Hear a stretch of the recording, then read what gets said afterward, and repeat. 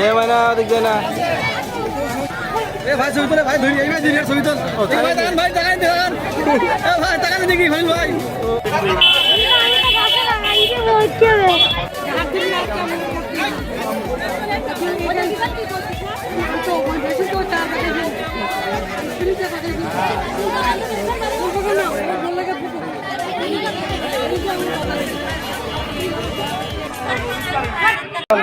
বাগান বাগানে কোথায় লুকিয়ে থাকে তো আমরা জানি।